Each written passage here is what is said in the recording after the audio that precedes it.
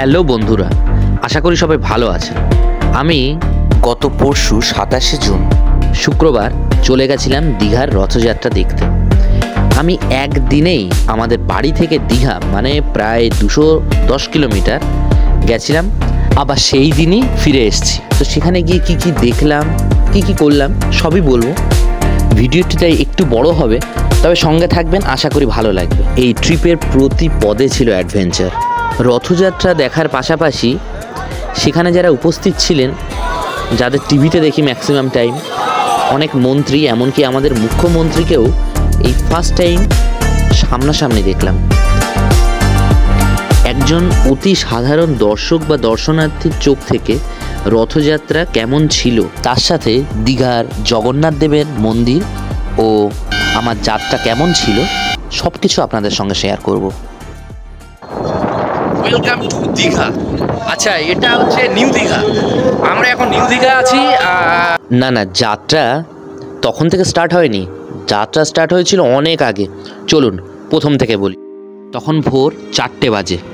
আমি রেডি হয়ে এবার বেরোবো বাড়ি থেকে। বাইরে দেখলাম বৃষ্টি পড়ছে আর কুটকুটে অন্ধকার। তো সব কিছু উপেক্ষা করেই বেশি দেরি না করে আমি বাস স্ট্যান্ডে এসে দাঁড়াই। এখন বাজে 4:10 পাক্কা। 4:10 হয়েছে। দেখি কোনো গাড়ি পেলেই চলে যাবো, আর যদি বাস আসে তো বাস, বুঝতে পারছি না, দেখা যাক। এখন দেগঙ্গায় আছি, এখান থেকে বাস ধরে যাব বারাসাত, আর সেখান থেকে 5:35-এ দীঘা যাওয়ার বাস। সেই বাসের টিকিট কাটাও রেডি। 3 নম্বর সিট আমার।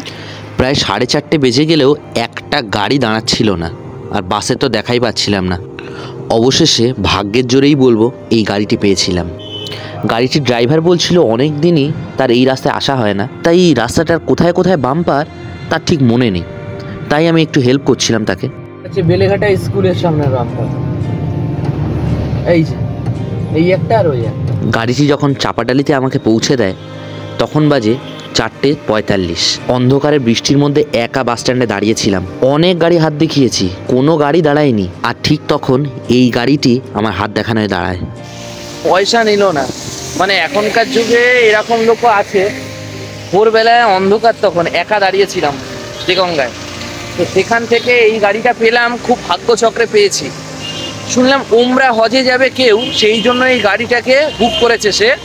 তার আত্মীয় স্বজনের মধ্যেও কেউ হতে পারে। ময়না যাবে এখন গাড়িটা। সে এখন এই পিছনের এই রোডে বারাসাত, আমি চাপাটালি মোড়ে দাঁড়িয়ে আছি। আর আমি সময় থেকে অনেক আগে পৌঁছেছি, 4:45 বাজে এখন। আর বাস হচ্ছে 5:35-এ চাপাটালি থেকে। তো এখন আমি তিতুমির বাস স্ট্যান্ডে যাচ্ছি। বারাসাত তিতুমির বাস স্ট্যান্ডে গিয়ে খোঁজ করবো যে আমার গাড়িটা কোথায় বা কখন ছাড়বে দীঘার বাস, তারপর সেটাই উঠে পড়বো। তো যাই হোক, শুরুটা খুব ভালোই হবে, এটাই বলবো। আর ভাগ্য বোধহয় একটু ভালো যাচ্ছে। সব বাস দাঁড়িয়ে।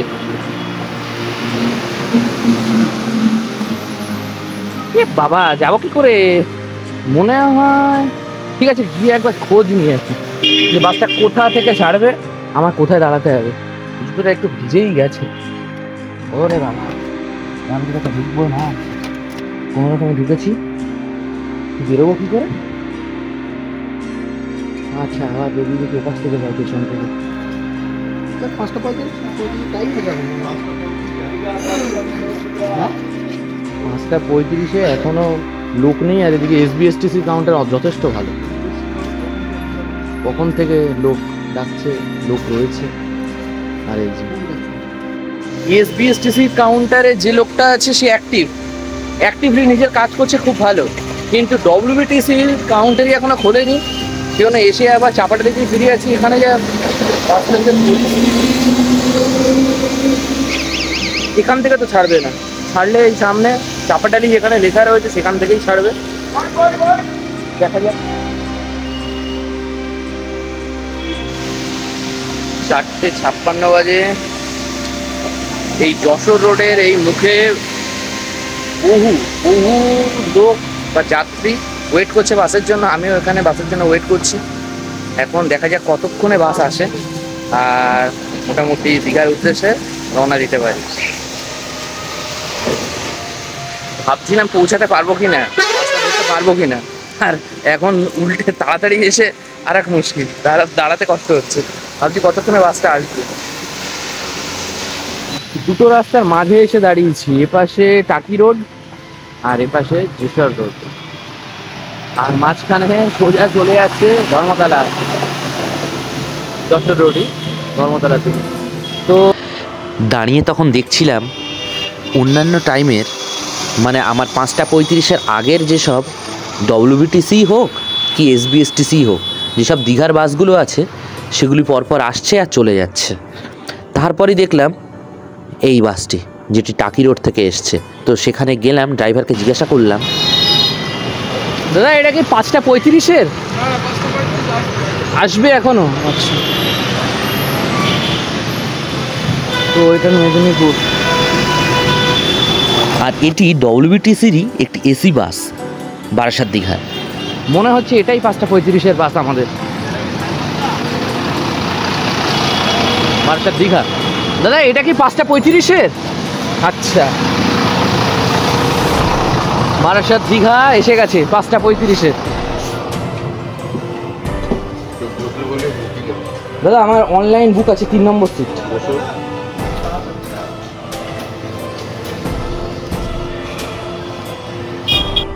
বাসটিতে আমিই ফার্স্ট উঠেছিলাম, ধীরে ধীরে অন্যান্য প্যাসেঞ্জাররাও উঠতে থাকলো, আর বাসটি 10 মিনিট আগেই দিয়ে দিয়েছিল। তখন ঘড়িতে দেখলাম 5:26, আমি তখন উঠে বসে বাসে উঠে বসে থাকি 10 মিনিট, তাতে অসুবিধা নেই।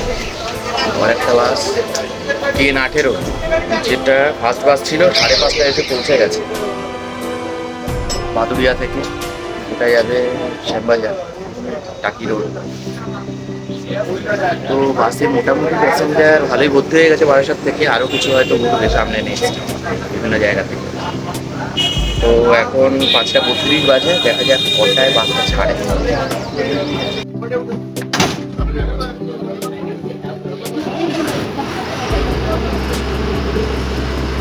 5:35 আর বাস ছেড়ে দিল।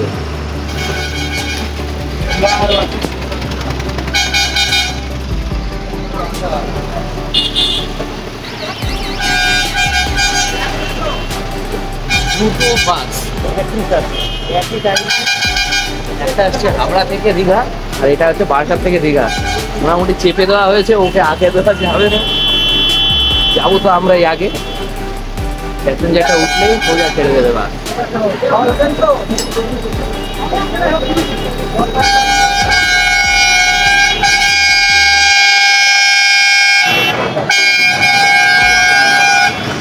বাসটা শুরু থেকেই মারাত্মক টান ছিল, মানে বলে বোঝানো যাবে না। আমি ভাবছি ভিডিও করব, অথচ আমি ঠিক করে বসতে পারছি না।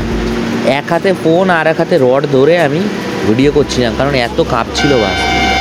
গাড্ডা টাড্ডা কিচ্ছু মানছিল না। ডব্লিউবিটিসির যে এসি বাসটি আমাদের আগে ছেড়েছিল, সেটিকেও কিছুক্ষণের মধ্যে ওভারটেক করে ফেললাম। এরকমই পরিস্থিতি।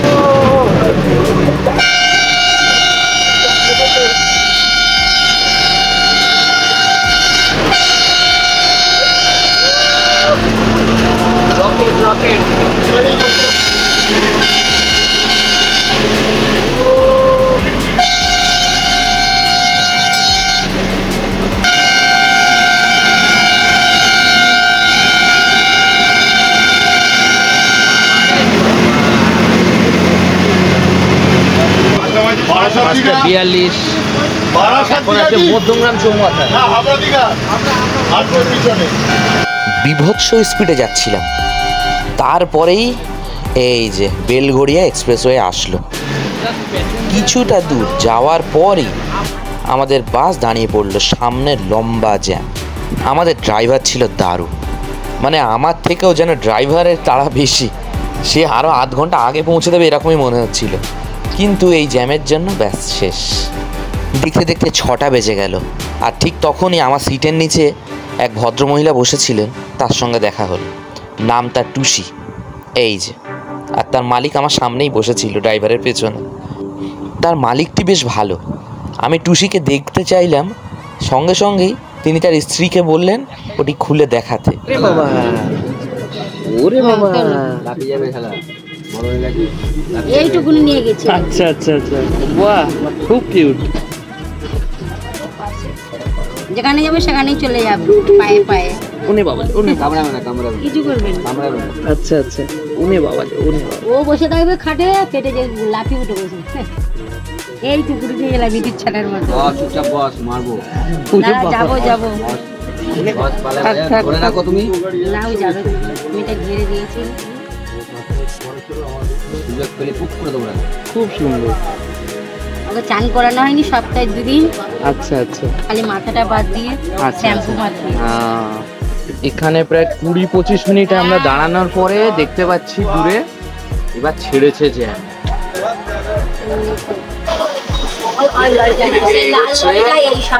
তারপর আমাদের জ্যামটি ছাড়লেও বহুক্ষণ ধরে খুব ধীরে চলছিল বাসটি। আমি ভাবছিলাম বোধহয় এই ব্রিজের কাজ হচ্ছে, সেই জন্যই রাস্তায় এত জ্যাম। কিন্তু তারপর দেখলাম কিছু দূর যাওয়ার পরে এই যে এই বড় গাড়িটি খারাপ হয়ে গেছে রাস্তার মাঝখানে। তো এই পুলিশ এসে সেটিকে যতক্ষণ না সরিয়েছে ততক্ষণই জ্যাম ছিল। আর তারপর আমাদের ড্রাইভারের আসল খেলা দেখানো শুরু হলো।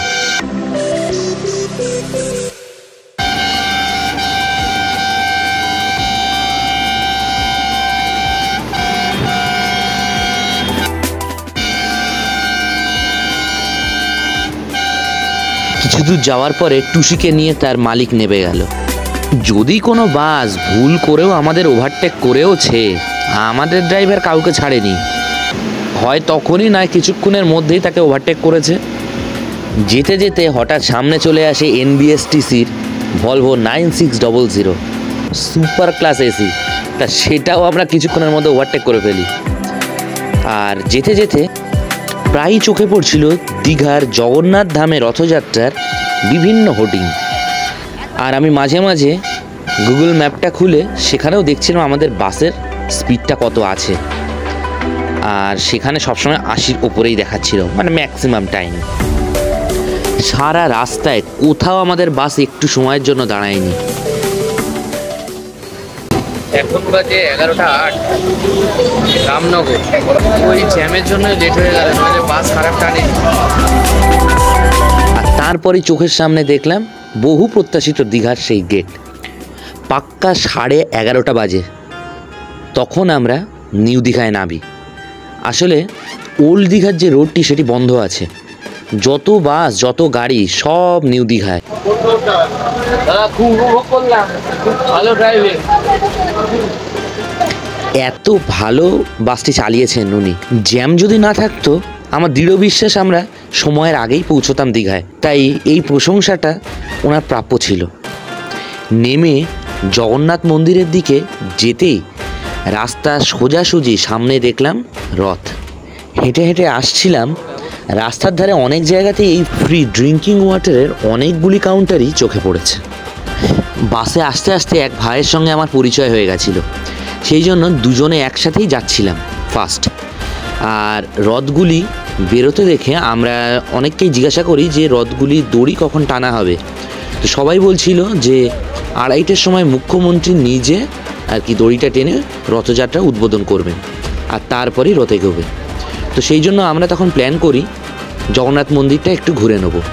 তো জগন্নাথ মন্দিরে ঢুকতে গেলে জুতো ও ব্যাগ এই কাউন্টারে জমা দিয়ে তারপর যেতে হয়। তো আমরা একই জায়গায় আমাদের জুতো ও ব্যাগ জমা দিই। এখানে এই ব্যাগের মধ্যে জুতো জমা দিতে হয়, আর ব্যাগগুলি ওই র্যাকে রেখে দেয় ওরা দিলে। আর সঙ্গে টোকেন দেয়, সেই টোকেনটা নেওয়ার টাইমে এনে দেখাতে হবে, তারপরেই তারা ব্যাগ আর জুতো ফেরত দেবে। আর এগুলি সম্পূর্ণ বিনামূল্যে, কোনো রকম চার্জ নেই।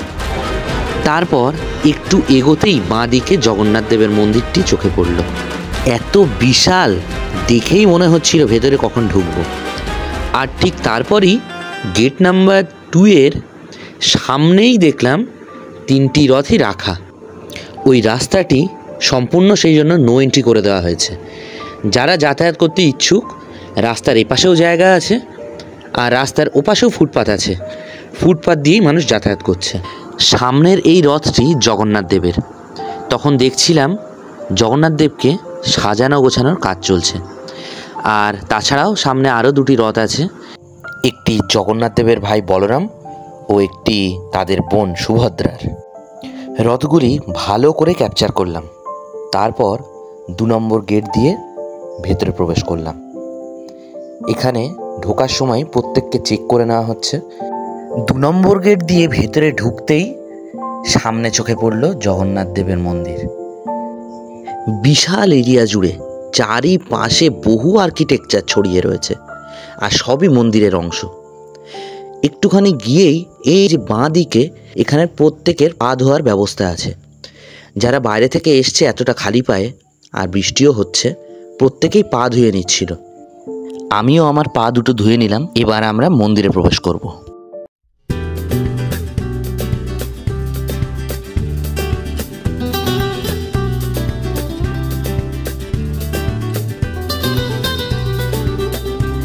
একটু ভেতরে প্রবেশ করতেই আমরা সামনে পেয়ে গেলাম মন্দিরের এক সেবায়তকে। আমরা তাকে মন্দিরের টাইমিং সম্পর্কে জিজ্ঞাসা করলাম। সকাল 6টায় মন্দির ওপেনিং হয়। সকাল 6টা থেকে দুপুর 1টা পর্যন্ত আমাদের মন্দির খোলা থাকে। দর্শনার্থীরা সবাই দর্শন করতে পারবেন। আবার দুপুর 1টা থেকে ভগবান শয়নে যায়। বিকেল 3টে থেকে আবার রাত্রি 8টা পর্যন্ত আমাদের মন্দির ওপেনিং থাকে, সবাই দর্শন করতে পারবেন।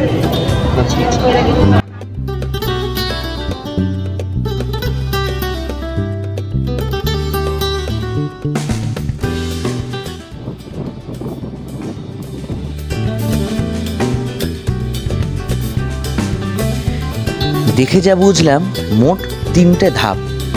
এই হলো প্রথম ধাপ, প্রথম কক্ষে প্রবেশ করার পালা। এবার তো মন্দিরের বাইরে থেকে ক্যামেরা করা যাবে, কিন্তু ভেতরে ক্যামেরা অ্যালাউ নেই। সেজন্য বাইরে থেকেই আমি জুম করে যতটা সম্ভব ভেতরের জিনিসটা তোলার চেষ্টা করছিলাম। প্রথম, দ্বিতীয়, তৃতীয় প্রত্যেকটি ধাপে ভেতরে যা যা আছে আমি বাইরে থেকেই সেটি জুম করে দেখিয়েছি। এই 3টি ধাপ ছাড়া বাইরেও অনেক দেবতাদের মূর্তি আছে, বিভিন্ন দেবদেবীর মূর্তি। এবার দেখাবো আপনাদের মেন মানে প্রধান কক্ষ। এই হলো সেই কক্ষের ভেতরটি। সামনেই এই যে জগন্নাথ দেব, বলরাম আর সুভদ্রার মূর্তি। ওখানে আরও যে মূর্তিগুলো আছে সেগুলির ভিডিওগ্রাফি করি।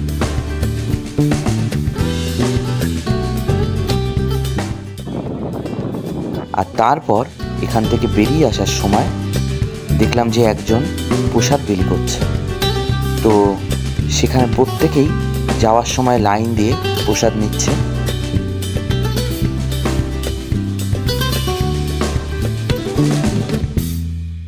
বেরোনোর সময় একটা জিনিস দেখে খুবই ভালো লাগলো। এখানে যারা বৃদ্ধ, হাঁটতে পারে না ঠিকঠাক, বা যারা প্রতিবন্ধী, সেই সব মানুষদের জন্য হুইল চেয়ারের ব্যবস্থাও আছে। এটি সত্যিই খুব প্রশংসনীয়। বেরোনোর পথে রাস্তার ধারে এখানে দেখলাম ঠিক এভাবেই অনেক ফুল গাছ বসানো, আর তাতে ফুলও ফুটে আছে। যদিও দেখে মনে হচ্ছিল কাজ এখনও শেষ হয়নি, এখনও বহু কাজ চলছে, আর সেগুলি যদি কমপ্লিট হয়ে যায় এটা আরও ভালো লাগবে দেখতে। আর তার সাথে দেখছিলাম যেহেতু সেদিন রথযাত্রা ছিল, বহু মিডিয়ার গাড়ি ওখানে উপস্থিত, আর মিডিয়ার কর্মীরাও। মন্দির থেকে বেরিয়ে ঠিক সামনেই দেখলাম আবার একটি ফ্রি ড্রিঙ্কিং ওয়াটারের কাউন্টার, আর তারপর দেখলাম সামনে ওল্ড দীঘা যাওয়ার রাস্তা, আর এপাশে নো এন্ট্রি করে দেওয়া হয়েছে। মানে আমরা যে প্রায় 2 নম্বর গেটের পাশে যেখানে জুতো রেখে এসেছিলাম, সেটি নিতে গেলে এখন আমাদের এই মন্দিরটি পুরো ঘুরে পেছন থেকে তারপরে সামনে গিয়ে নিয়ে আসতে হবে। আর এপাশে লিখেও দেওয়া আছে যে জুতো নেওয়ার পথ আর 400 মিটার বাকি, আর 200 মিটার বাকি, আর 100 মিটার বাকি। প্রতি ধাপে ধাপে নির্দেশনা দেওয়া আছে। তো খালি পায়ে ওই রাস্তা দিয়ে হাঁটতে একটু অসুবিধা হচ্ছিল, কিন্তু কিছু করার নেই। যেহেতু অনেক ভিভিআই পার্সন সেদিন এসছে, সেই জন্য সামনে যতটা সম্ভব যাতে ভিড় কম হয় সেই বন্দোবস্তই করে রাখা হয়েছিল। তারপর আমরা কাউন্টারে এসে জুতো, ব্যাগ সব কিছু নিয়ে এবার হোটেলের উদ্দেশ্যে রওনা দিয়েছিলাম, কারণ তখন 1:30 বেজে গেছিলো আর পেয়েছিল প্রচণ্ড খিদে।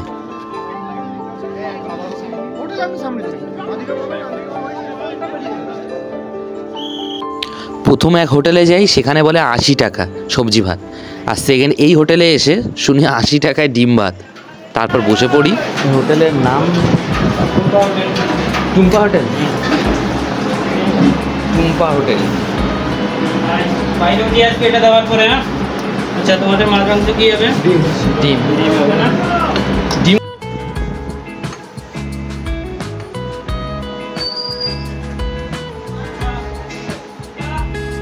ডিম ভাত খাওয়ার পরে সেই হোটেল থেকে একটু দূরে এই রাস্তা ধরেই আমরা সি বিচের দিকে যাচ্ছিলাম, আর সেখানেই দেখছিলাম পাশে এই SBSTC সংস্থার ডিপো। তো তারপর দেরি না করে আমরা তাড়াতাড়ি যাচ্ছিলাম সি বিচের দিকে, কারণ 2:30টার সময় শুনেছি রথের চাকা গড়াবে আর মুখ্যমন্ত্রীর হাত দিয়েই সেটি উদ্বোধন হবে। আর আমরা এর মধ্যে যেটুখানি সম্ভব যত তাড়াতাড়ি পারি সি বিচটা ঘুরে দেখ। New Digha sea beach. যে জামাটি পরে সকালবেলা বেরিয়েছিলাম ওটি বৃষ্টিতেও ভিজেছিল প্লাস ঘামেও, অবস্থা খুব খারাপ ছিল, সেই জন্য আরেকটি গেঞ্জি নিয়ে এসেছিলাম, তো সেটি চেঞ্জ করে নিলাম। সমুদ্র দেখাচ্ছি, এই যে আমার পেছনে সমুদ্র, আর আজকে রথ। আমরা ফার্স্টে এসেই জগন্নাথ দেবের মন্দির দর্শন করেছি, রথও দেখেছি। এবার সব কিছু দেখার পর সি বিচে এসেছি। সি বিচে এসে একটু ঘুরছি, আর শুনছি 2:30-3টে নাগাদ হয়তো রথের চাকা গড়াবে, তখন আবার গিয়ে রথের ভিডিও করতে হবে। তার আগে একটু সি বিচে ঘুরে নিই। এতটা কষ্ট করে এসছি, আজকে বাস লেট ছিল, তাও এই সমুদ্র দেখে ব্যাস সব শান্তি। সমুদ্র দেখার পর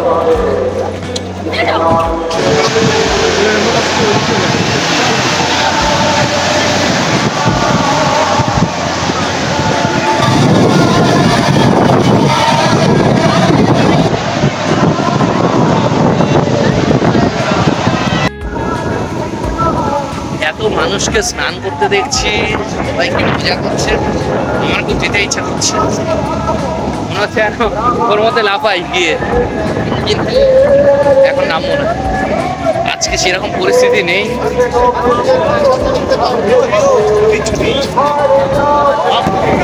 অনেক ঘুরলাম, অনেক দেখলাম, দেখারও শেষ নেই, ঘোরারও শেষ নেই। যাই হোক, আমাদের গন্তব্যস্থলে এবার আমাদের যেতে হবে, আর বেশিক্ষণ থাকবো না, এবারে আমরা রওনা দেবো। হয়তো আর আধ ঘন্টার মধ্যেই রথের চাকা গড়াবে।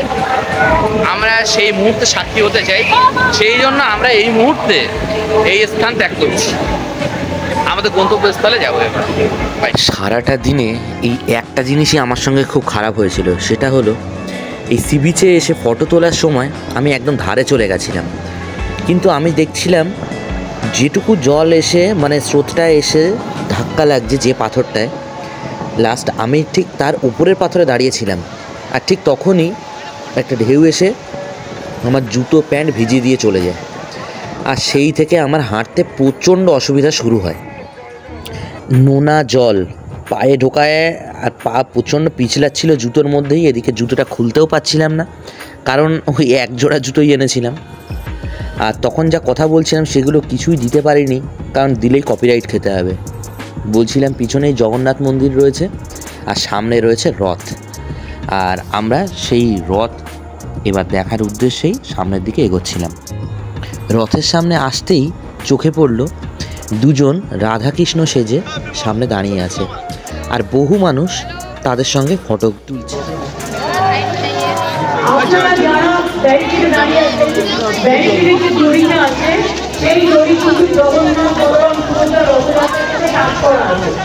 আপনারা ওই দড়িটা ব্যারিকেডে কিনতে পারলেই মনে রাখবেন সবাই জগন্নাথের রথযাত্রার দড়িটা দেখুন যে দড়িটা আছে, আমরা পিছন দিকে আছি মনে হচ্ছে।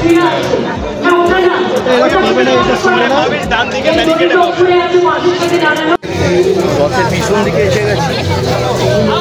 আমিও সেই রাধাকৃষ্ণর সঙ্গে একটু সেলফি তুলে নিলাম, মানে ভিডিওগ্রাফির সাহায্যে সেলফি। আর একটু আগে কার যে গলা শুনলেন সেটা তো আপনারা সবাই চেনেন। আমি চেষ্টা করছিলাম রথের সামনের দিকে যাওয়ার, সবার পিছনে ছিল জগন্নাথ দেবের রথ, এই সামনেই যেটা এখন, আর আমি পাশ থেকে চেষ্টা করছিলাম একদম প্রথম রথের সামনে যাওয়ার। আর প্রতিটা রথ আমার সামনে থেকে যাবে, আমি সেই সময় প্রতিটা রথে সুন্দর করে যাতে ভিডিওগ্রাফিটা করতে পারি। তো যথারীতি আমি সাইডে ফুটপাথ থেকে সামনের রথের দিকে অগ্রসর হলাম। যাওয়ার সময় প্রতিটা রথেরই অল্প অল্প করে ভিডিও করতে করতে যাচ্ছিলাম। এটি হলো মাঝখানের রথটি, আর এই যে জগন্নাথ দেবের রথ।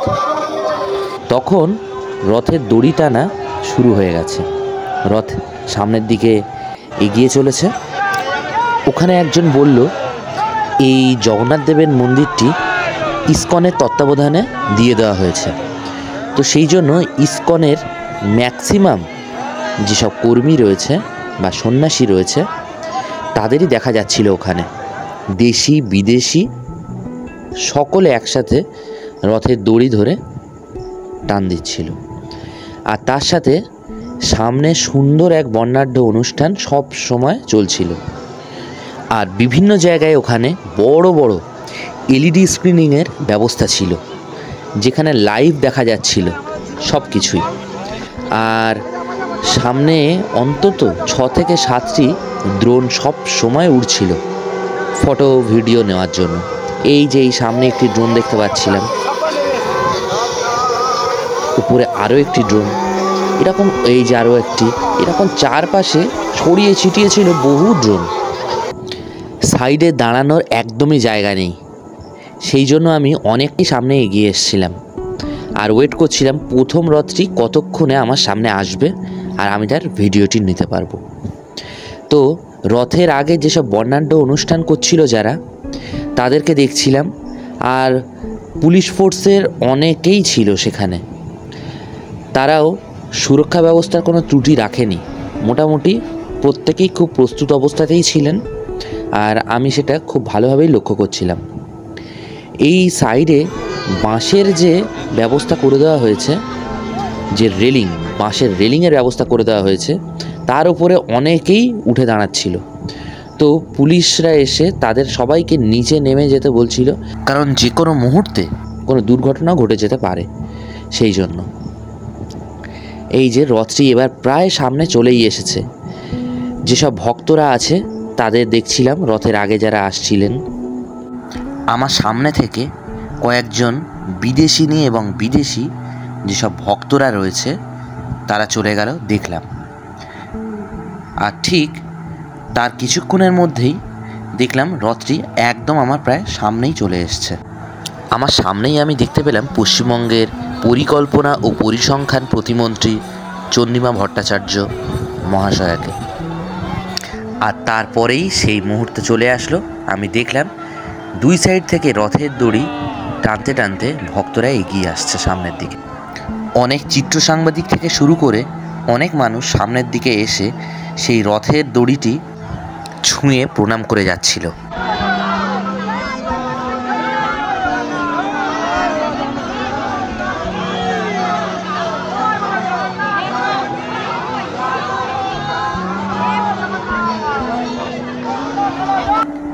রথটি ধীরে ধীরে এবার একদম আমার সামনে চলে আসে। খুব ভালোভাবেই সব ক্যাপচার করতে পেরেছি আমি। আর দেখছিলাম ভক্তরা চারপাশে একদম ঘিরে রেখে দিয়েছে। আর কয়েকজন ছেলে সব সময় চাকার দিকে ফলো রেখেছে। আর সব সময় তারা লক্ষ্য রেখেছে চাকাগুলি যেন একদম সোজা যায়, একটু এঁকে বেঁকে গেলে সেটি আবার ঠিক করে দিচ্ছিল তারা। এর কিছুক্ষণের মধ্যেই দ্বিতীয় রথটিও একদম আমার সামনে চলে আসে। দেখছিলাম আর কিছু মানুষ এই যে দড়িটা টেনে নিয়ে যাচ্ছে, তারা তাদের পরিচিত অনেক লোককেই সেই দড়িটি ছুঁতে দিচ্ছিল পাশে নিয়ে গিয়ে। আবার কিছুজন দেখছিলাম এই রথের যে তুষ আছে সেই তুষগুলো তুলে তাদের পরিচিত বা যারা খুব চাইছে তাদেরকে দিচ্ছিল।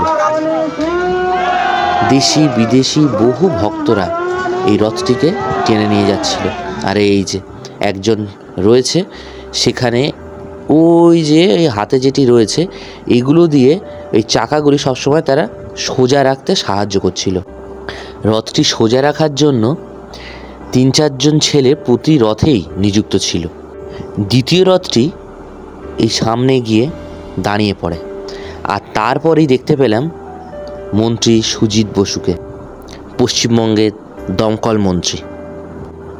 এবার দেখছিলাম আমার ঠিক অপোজিট সাইডে যারা দাঁড়িয়ে আছে তারা এই রথের দড়িটি ছোঁয়ার সুযোগ পাচ্ছে, আর প্রত্যেকে খুব ভক্তি ভরে সেটিকে স্পর্শ করে প্রণাম করছিল।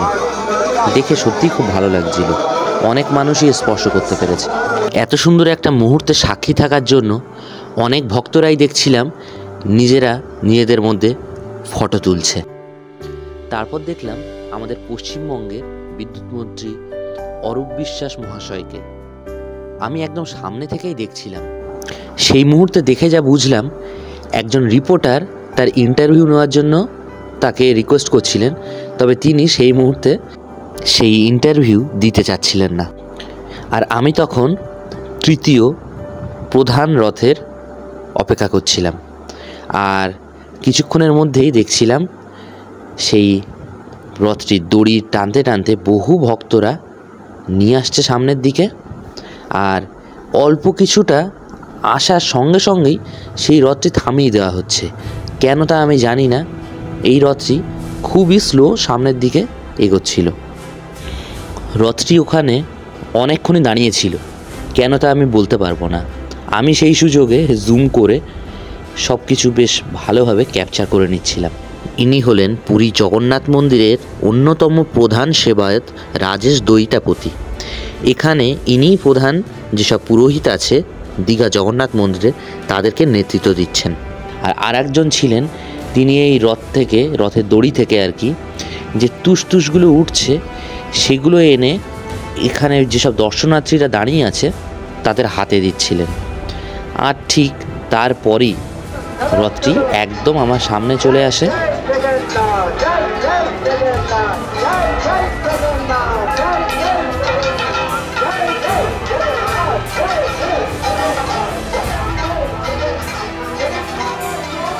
রথটি সামনে গিয়ে আবার দাঁড়িয়ে পড়ে।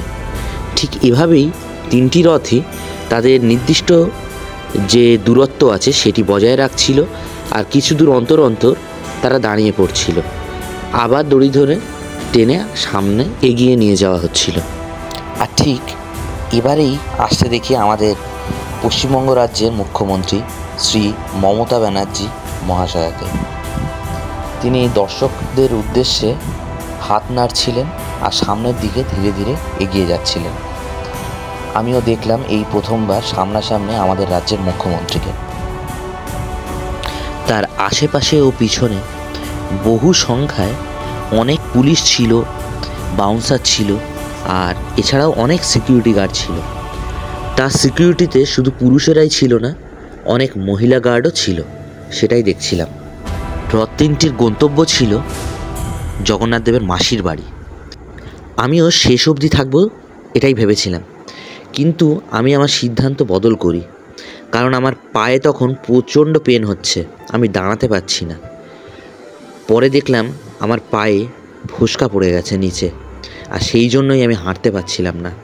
তো সেই মুহূর্তে আমি ডিসাইড করলাম এবার যত তাড়াতাড়ি সম্ভব আমায় বাস ধরতে হবে। বহু পুণ্যার্থী ও দর্শনার্থী সেই রথের সাথে সাথে সামনের দিকে এগিয়ে যাচ্ছিলেন, সেটা আমি দেখছিলাম। আর আমি তখন ওখান থেকে ফিরে আসার প্রস্তুতি নিই। ফিরে আসার সময়ও মন্দিরের গেটটি লক্ষ্য করছিলাম, দারুণভাবে সাজানো হয়েছে ফুল দিয়ে। তখন আমি এটাই বলছিলাম যে আমার পায়ে প্রচণ্ড ব্যথা করছে, আর সেই প্যান্ট আর জুতোয় প্রচণ্ড নুন ঢুকে আছে তখনও অনেক পরিমাণে, আর সেটা এখনও শুকায়নি। আর সেই জন্য আমি ফিরে আসছি, আর সামনে দেখছিলাম তখন প্রচণ্ড পরিমাণে মানুষ লাইন দিয়ে আছে মন্দিরে ঢোকার জন্য, কারণ তখন 3:10 মতো বাজে। এবারে মন্দিরের গেট আবার খোলা হবে দর্শনার্থীদের জন্য। এই যে লাইনটা কিন্তু একেবারে ছোট মোটেই ছিল না, বেশ ভালোই মানুষ ভিড় করেছিল জগন্নাথ দেবের মন্দিরটি দর্শন করার জন্য। তো আমি সেটা ক্যাপচার করেছিলাম সেই সময়, আর তারপর আবার আমি সামনের দিকে এগোতে থাকি। তারপরই সামনেই বুড়িমাকে দেখতে পেলাম। ইনি কিছু একটা বলার চেষ্টা করছিলেন, যদিও আমি বুঝতে পারিনি, কারণ ওনার ভাষাটা ছিল আলাদা, কিন্তু আমি বুঝতে পারছিলাম উনি সাহায্য চাইছেন। আমি অতি সামান্য কিছু সাহায্য করে আবার সামনের দিকে এগিয়ে যাই। তখন আমি রেড বাস অ্যাপে দেখেছিলাম 3:35-এ একটি বাস আছে, আর তখন বাজে 3:22। তো সেই জন্য আমি সেই বাস স্ট্যান্ডের দিকে এগোচ্ছিলাম। যেহেতু ডব্লিউবিটিসির বাস ছিল, সেই জন্য আমি যেখান থেকে ডব্লিউবিটিসি আর এসবিএসটিসি দুটি বাসই বেরোচ্ছিল সেইখানেই দাঁড়াবার জন্য এগোচ্ছিলাম। পরবর্তী বাস দেখাচ্ছিল 4:45-এ, কিন্তু হঠাৎ করে দেখলাম রেড বাস অ্যাপে 3:35-এর বাসটা আর দেখাচ্ছে না। আমি ওখানে গিয়ে সবাইকে জিজ্ঞাসা করলাম, কেউই কোনো সদুত্তর দিতে পারলো না। তো 3:35 বেজেও যায়, কোনো বাস আমি পাইনি। তারপর হঠাৎ করে, মানে এটা কখনো এক্সপেক্টও করিনি আমি, কোনো অ্যাপেই এই বাসটি ছিল না।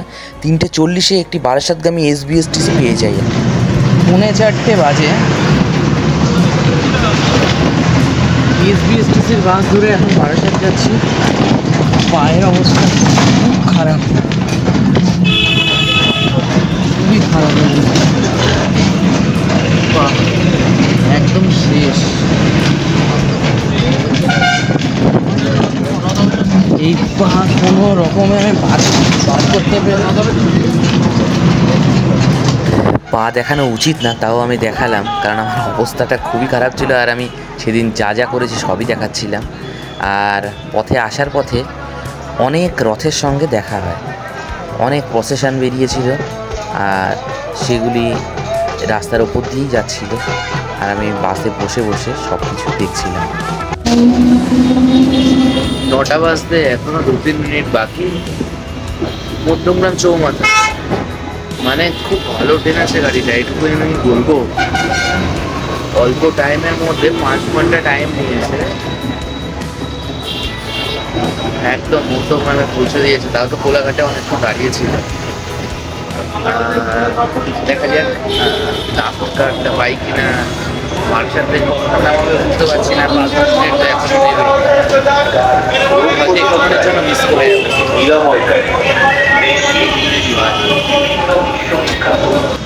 আর তারপর হৃদয়পুর রথতলার এই রথের মেলার এখানে আমাদের বাসটি একটু স্লো করে।